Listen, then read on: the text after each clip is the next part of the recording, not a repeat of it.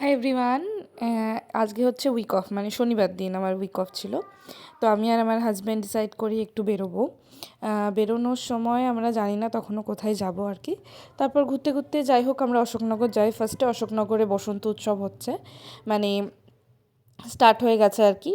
ওখানে স্নিগ্ধচিদ বলে একজন সিঙ্গার আর সৌরভ একজন অ্যাক্টর, তারা আসবে।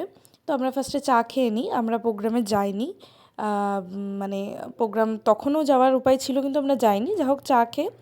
আর এই দেখো পুচকুটাকে আমি দেখছিলাম, কতটুকু দেখো বসেছিল ওখানে। যাই হোক, ওখান থেকে আমরা দেখি সবাই এরকম অলরেডি রং মেখে ফেলেছে, মেয়েরা শাড়ি পরে মানে রং খেলছে আর কি, আর প্রোগ্রাম দেখতেও গেছে অনেকে।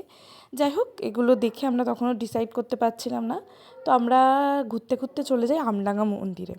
ওখানে একটা কালী ঠাকুরের মন্দির আছে, সেই মন্দিরটা আমাকেও দেখাতে নিয়ে যায় আর কি। বেশ নিঝুম রাস্তা।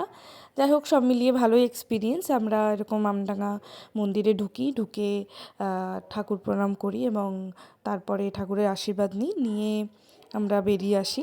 বাইরে এসে আমরা কিছু ছবি টবি তুলি। তো ছবি তোলার পর আমরা বাড়ি যখন ফিরি তখন একটা মজার বিষয় হচ্ছে, সেটা হচ্ছে আমরা টিকিট না কেটেই বাইরে থেকে স্নিগ্ধজিতের গান একটু শুনে নিয়েছিলাম। তারপর ডিসাইড করি এই কর্ন চাট খাবো। ভালোই লাগে কর্ন চাট খেতে। আর তার সাথে এই কর্নের এটাও একটু ভুট্টাটা, মানে কর্নটাও পুড়িয়ে নিয়েছিলাম আর কি।